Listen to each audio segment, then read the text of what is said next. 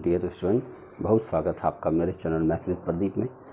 हम लोग आजकल एनसीईआरटी पढ़ रहे हैं और बेसिक गणित के लिए इससे बेहतर और कुछ नहीं हो सकता।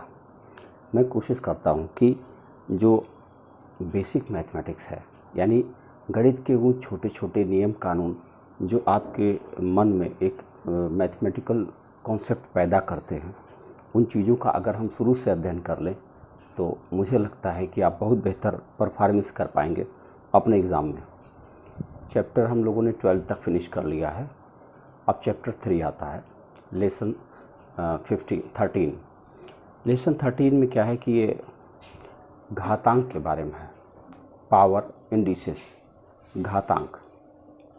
तो घातांक के कुछ छोटे छोटे नियम होते हैं, उन्हीं नियमों पर आधारित क्वेश्चन सॉल्व कराए जाते हैं। देखने में ये सवाल थोड़े जटिल दिखते हैं, मतलब जो उनका फेस होता है, सवालों का भी एक फेस होता है, थोड़ा सा जटिल दिखता है, लेकिन होते बड़े अच्छे हैं ये ना, आसानी से सॉल्व हो जाते हैं। तो देखिए कक्षा 7 में इनका रूप कैसा होता है। आइए शुरू करते हैं।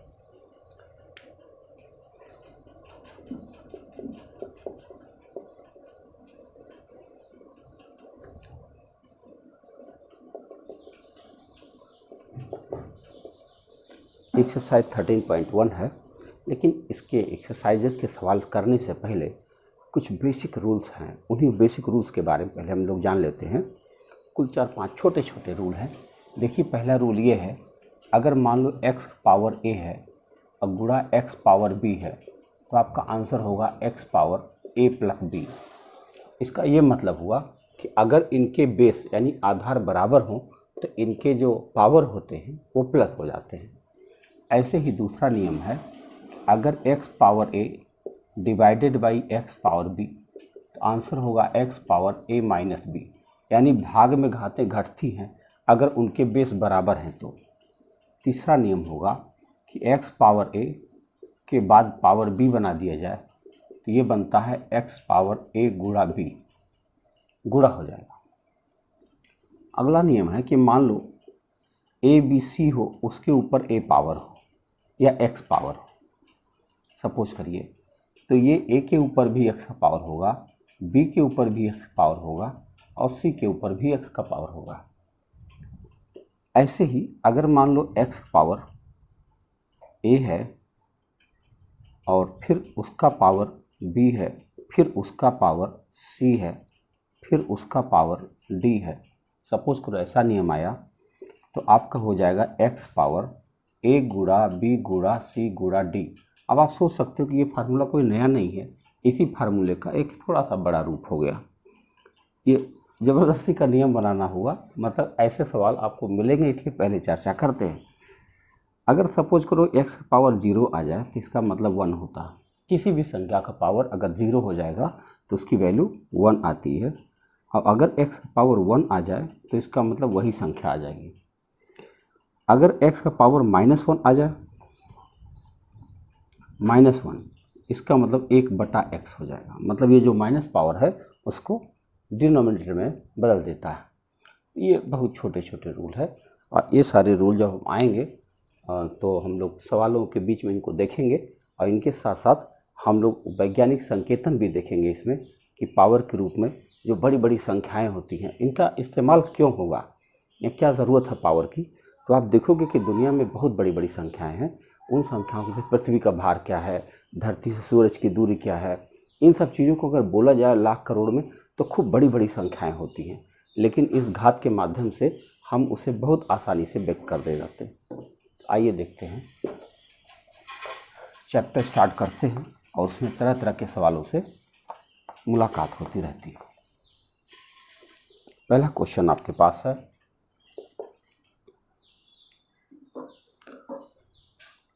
निम्नलिखित के मान ज्ञात कीजिए। मान ज्ञात करना बस, तो मान ज्ञात करना है, किसका मान ज्ञात करना, 2 पावर 6 का मान ज्ञात करना। अब यहाँ पर शो किया जा रहा है, दिखाया जा रहा है कि 2 पावर 6 का मतलब होता है कि 2 गुणा 2 गुणा 2 गुणा 6 बार, ये है मतलब, यानी 2 गुणा 2 गुणा 2 गुणा 2 गुणा 2 गुणा 2 कितना हो जाएगा, 2 दूना 4 दूना 8 दूनी 16 दूनी 32 दूना 64। तो ये आपका उत्तर आ गया।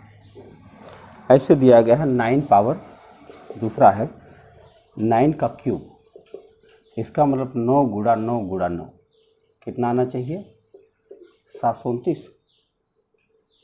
तीसरा देखिए, तीसरा में पूछा गया है 11 स्क्वायर, इसका मतलब 11 गुणा 11, यानी देखो 2 बार गुणा करना पड़ता है, जितना पावर होता है संख्याओं को उतनी बार गुणा किया जाता है। 11 का स्क्वायर हो जाएगा 121। अगला है 5 पावर 4, यानी 5 गुणा 5 गुणा 5 गुणा 5, 25% 625। तो इस तरह से आप देख रहे हैं कितने आसानी से इसका मान ज्ञात किया जाता है। तो आपने जब इसको देखा तो अब इसको घातांकीय रूप भी लिखना पड़ेगा, यानी अगर ये दिया होता, सपोज करो ये दिया होता तो हमको ऐसे लिखना पड़ता, उसी को घातांकीय रूप कहते हैं। दूसरा क्वेश्चन देखिए, दूसरा में लिखा है निम्नलिखित को घातांकीय रूप में व्यक्त कीजिए। तो पहला क्वेश्चन दिया है 6 गुणा 6 गुणा 6 गुणा 6। अगर ऐसे दिया है, क्या इसको 6 का पावर 4 कहा जा सकता है? बिल्कुल कहा जा सकता है। दूसरा दिया गया है t गुणा t, इसका मतलब इसको हम टी स्क्वायर कह सकते हैं। दरअसल जितनी बार गुणा हो रहा है उसको गिन करके ऊपर लिख देना है बस, और कुछ करना ही नहीं है, इतना छोटा सा मामला। तीसरा क्वेश्चन है b गुणा b गुणा b गुणा b, इसका मतलब हुआ b पावर 4, 1 2 3 4, 4 इसके ऊपर आ गया। चौथा क्वेश्चन है 5 गुणा 5 गुणा 7 गुणा 7 गुणा 7, इसको कैसे लिखेंगे? देखो समान पद ध्यान में रखना है, 5 जो है 2 बार आया है और 1 2 3, 7 जो है 3 बार आया है। अब ये नहीं है एक साथ कर देंगे कि 5 7 35 कर देगा, नहीं नहीं नहीं, आपको फिर ऐसे ही लिखना अलग अलग, ठीक है। पाँचवा पॉइंट है इसका 2 गुणा 2 गुणा a गुणा a, क्या लिख सकते हैं आप? 2 स्क्वायर इंटू a स्क्वायर। ऐसे ही छठा है, थोड़ा देखने में बड़ा लग रहा है, a c c c c d, यानी a गुणा a गुणा a गुणा c गुणा c गुणा c गुणा c गुणा d, ऐसे दिया हुआ। तो आप देख रहे हो कि एक 3 बार है, c 4 बार है और d 1 बार है। 1 बार है तो चाहे लिखो चाहे ना लिखो, पावर जो है एक लिखा नहीं जाता है, आप चाहे तो लिख भी सकते हैं। देखो d 1 बार था तो 1 लिखने की ज़रूरत नहीं होती, क्योंकि आपने भी देखा था x power 1 is equal to x ही होता है। तो आप चाहे x पावर 1 लिखिए और चाहे ना लिखिए।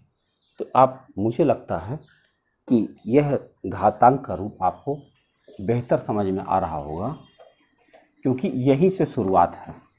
आप देख रहे होंगे जब हम क्लास 6 से पढ़ते जा रहे हैं तो अब गणित के कई सारे नियम धीरे धीरे आपके सिलेबस में ऐड होते जाएंगे, और 10th तक जाते जाते अर्थमेटिकल यानी कि व्यवहारिक मैथमेटिक्स जितने सारे मिलेंगे सब आपके दिमाग में बैठ चुके होंगे।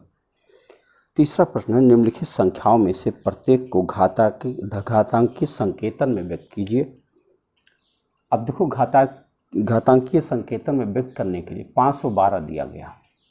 अब आप इसको घातांकीय संकेतन में कैसे व्यक्त कर सकते हैं? 512 को फैक्टराइज करना पड़ेगा, ठीक है, मैं करूं। 512 को जब आप फैक्टराइज करते हैं तो जैसे 2 से स्टार्ट करिए, अभाज्य गुणनखंड, और छोटा करते चले जाइए इसको, इसे हम 2 से काटें,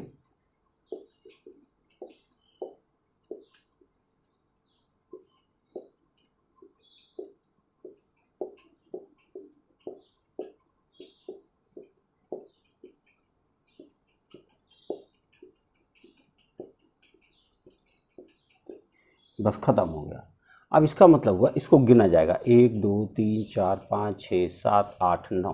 अब हम इसको लिख सकते हैं 2 पावर 9, ये है घातांकीय रूप। 512 मुझे मिला, इसको फैक्टराइज कर लिया, फिर जितनी बार आया वो बात मैंने लिख दिया, अब बात खत्म। दूसरा क्वेश्चन है इसका 343। अब 343 को फिर हम तोड़ेंगे, कैसे तोड़ेंगे? 4 3 7 3 10, यानी 3 से नहीं कटेगा तो 7 से ट्रायल करेंगे।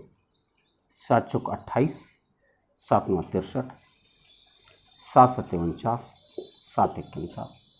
तो कितना आया? 1 2 3, आप लिख सकते हो 7 पावर 3। यही छोटा छोटा मामला। अगला है 729।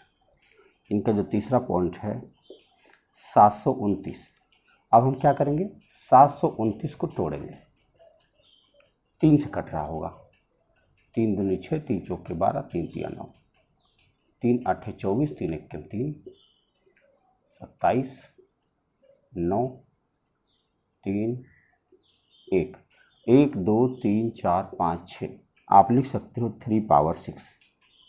देख रहे, ये है घातांकीय रूप। इसका संख्याएं दी जाएंगी, उनको फैक्टराइज करना होगा और फैक्टराइज करने के बाद जितनी बार जो संख्या आए उसे लिख देना है। यह इसका घातांकीय रूप हुआ। ठीक है। अगला है 3125। चौथा है 3125। तोड़ा जाएगा। 5 2 7 1 8 3 11, यानी 3 से नहीं ट्रायल करना है, 5 से करिए। 5 6 30, 5 2 10, 5 5 25, 5 के 5,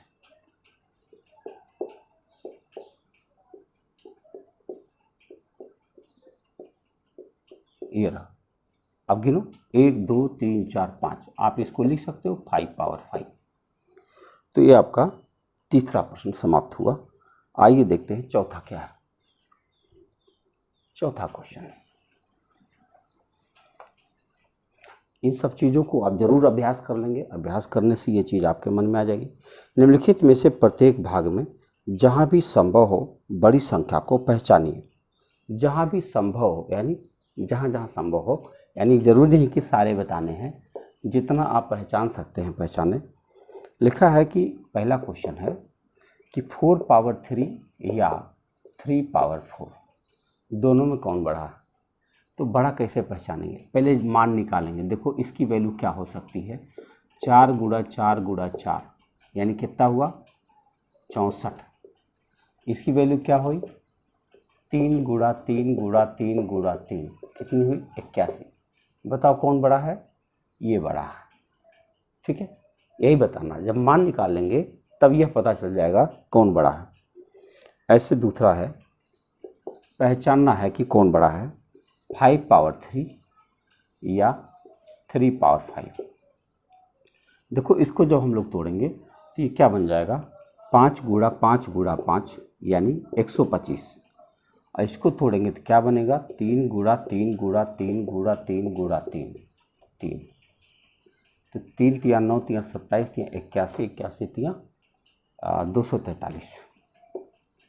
आप देख सकते हो ये 125 है, ये 243 है, कौन बड़ा है, ये बड़ा है। ऐसे ही है तीसरा क्वेश्चन, 2 पावर 8 या 8 पावर 2। 2 पावर 8, देखो इसका मतलब हुआ 2 गुणा 2 गुणा 2 गुणा 2 गुणा 2 गुणा 2 गुणा 2 गुणा 2, 1 2 3 4 5 6 7 8। चलो चेक करते हैं, 2 दूना 4 दूना 8 दूना 16 दूना 32 दूना 64 दूना 128 दूना 256। आइए 8 का स्क्वायर करोगे आप तो 8 गुणा 8 आएगा केवल 64। देखो ये बड़ा। आप एक चीज़ महसूस कर रहे होंगे कि जो इसका आधार नंबर है ये बड़ा हो तो कोई ज़रूरी नहीं कि संख्या बड़ी होगी। घात से ज़्यादा मतलब है, घात जितना बड़ा होगा संख्या उतनी बड़ी हो सकती है कि नहीं। इसकी संख्या पर निर्भर करता है। इससे आप चाहो तो अपने फिलॉसफी में समझ सकते हो कि आपका जन्म बड़े कुल में है तो कोई ज़रूरी नहीं कि आप बड़े ही हैं। आप किस पोस्ट पर हैं, सिपाही की पोस्ट पर है या एसपी की पोस्ट पर है, इस पर निर्भर करता है कि आपकी सोसाइटी के अंदर वैल्यू क्या है। तो कोशिश करिए कि हमें बड़ा पद लेना है। यह ज़रूरी नहीं है कि आप पैदा कहाँ हुए, है कि नहीं।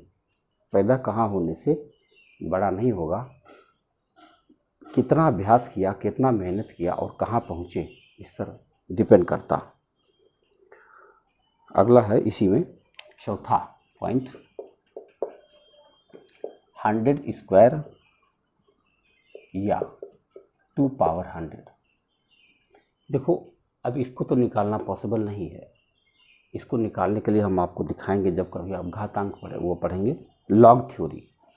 लेकिन अभी से ही आप जान जाओ कि ये बड़ा है, इसलिए 2 गुणा 2 गुणा 2 गुणा 2 गुणा, ये तो केवल 10 गुणा 100 गुणा 100 माने 10,000 बस। 10,000 तो ये बहुत जल्दी पार कर जाएगा, है कि नहीं। तो ये बड़ा है, इसका मान ऐसे नहीं निकल सकता, तो हमने आपको दिखा दिया। 5वां देखिए 2 पावर 10 या 10 पावर 2। निश्चित रूप से ये बड़ा होगा। क्यों बड़ा होगा कि अभी आप देखोगे ये केवल 100 है, बस इसकी वैल्यू केवल 100 है। और ये अगर 5 बार भी जाए, 5 नहीं 6 7 8, 6-7 बार में ही ये 100 पार कर जाता है। हो जाता कि नहीं। 2 दूना 4 दूना 8 दूना 16 दूना 32 दूना 64 दूना 128, देख लो 7वीं बार में 128 पहुँच गए, तो ये बड़ा हुआ। और कोई है नहीं। तो ये चौथा सवाल आपने देख लिया। 5वां है इसका, निम्नलिखित में से प्रत्येक को उनके अभाज्य गुणनखंडों के घातों के गुणनफल के रूप में व्यक्त कीजिए। बिल्कुल कीजिए, हम लोगों ने ऐसा किया है, अभी फिर कर लेते हैं। देखिए 5वां प्रश्न है, पहला 648। अब 648 को फैक्टराइज करना होगा। देखो ऐसे कर लो, 2 से कट रहा,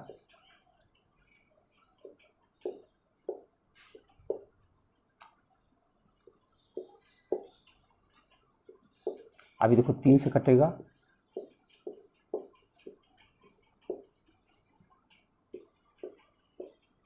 आप इसको कैसे लिख सकते हो, 1 2 3 1 2 3 4। देखो 2 पावर 3 इंटू 3 पावर 4, ये लिख सकते हो आप। देखो 2 पावर 3 में 3 बार है और ये 4 बार है, आपने लिख दिया।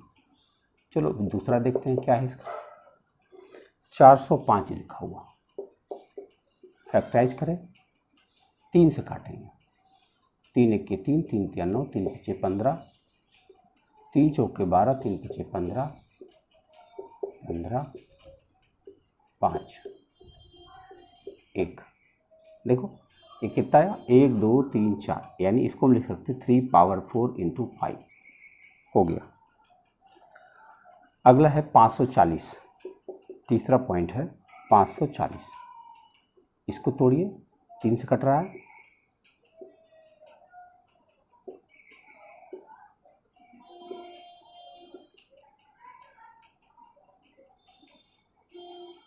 अब देखो 2 से कट रहा है,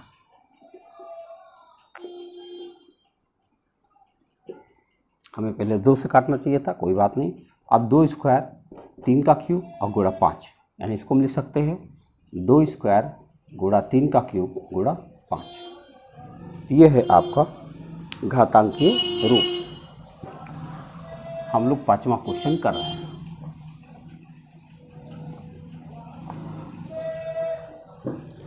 अगला प्रश्न है इसका 3600, चौथा। इसको हम लोग तोड़ते चले जाएंगे। देखिए 2 से काटेंगे,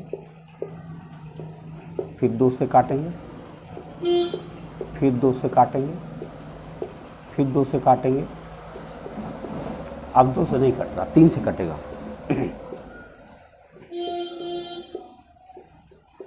अब 5 से भी कटेगा, 5 से। देखा आपने। अब इसको लिखा जा सकता है 1 2 3 4, यानी 2 पावर 4 3 स्क्वायर इंटू 5 स्क्वायर। ये रहा। छठा नंबर है, सरल कीजिए। आइए सरल करते हैं। कौन सा क्वेश्चन है देखा जाएगा। हाँ, छठा नंबर है, सरल कीजिए। क्या करना है, 2 इंटू 10 का क्यूब। इसका मतलब हुआ 2 गुणा 10 गुणा 10 गुणा 10, है ना। तो ये हो गया 1000 गुणा 2000, सरल हो गया, है ना। दूसरा प्रश्न है, पहला था, दूसरा था 7 स्क्वायर इंटू 2 स्क्वायर, मतलब 7 गुणा 7 गुणा 2 गुणा 2, तो 49 49 दूना 98, 98 दूना कितना होगा 196। चेक करते हैं, 49 में 4 से गुणा करें, 4 9 36, 3 4 16 3 19, सही है। तीसरा है 2 क्यूब इंटू 5, यानी 2 गुणा 2 गुणा 2 गुणा 5, कितना हुआ 40। 2 दूना 4 दूना 8 बचे 40। अगला है 3 इंटू 4 पावर 4, 3 गुणा 4 गुणा 4 गुणा 4 गुणा 4, तो 4 चौके 16, 256, ये हो गया। और 256 में 3 का गुणा करें, 3 छक्के 18, 1 25 3 75, 1 76, 768। अगला है इसका 5वां, हम लोग सही कर रहे हैं। चौथा हो गया, सही है। 5वां है 0 गुणा 10 स्क्वायर। देखो जब आप 0 गुणा 10 गुणा 10 करेंगे तो ये भी 0 ही आ जाएगा। किसी भी संख्या में 0 का गुणा उसे 0 बना देता है, यानी न्यूट्रल वैल्यू है ना। जैसे करंट में अर्थ दे दिया जाए तो सब खत्म हो जाता है, उसी तरह से। अगला है छठा 5 स्क्वायर इंटू 3 स्क्वायर, तो 5 गुणा 5 गुणा 3 गुणा 3, 3 गुणा 3 है भाई 25 3 75, 75 गुणा 3 कितना होगा 3 25 15, 1 3 7 21, 1 22। और 7वां इसका आखिरी है 2 पावर 4 इंटू 3 स्क्वायर, 2 गुणा 2 गुणा 2 गुणा 2 गुणा 3 गुणा 3, तो 2 दूनी 4 दूनी 8 दूनी 16, 16 3 48, 48 गुणा 3, 3 8 24, 2 3 चौक 12, 2 14, 144। तो आपने देखा कितने आसानी से। एक और है 8, वो भी देख लिया जाए, नीचे जगह नहीं है, ऊपर चलते हैं।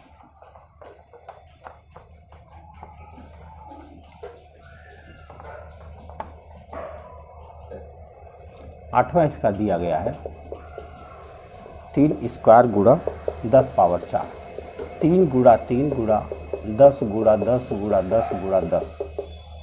आप जानते हैं ये गुणा करना आसान हो गया। 9 गुणा 1 लिख करके 4 जीरो, जितनी बार 10 उतना जीरो लगा दिया जाएगा, आपका उत्तर हो जाएगा 90,000।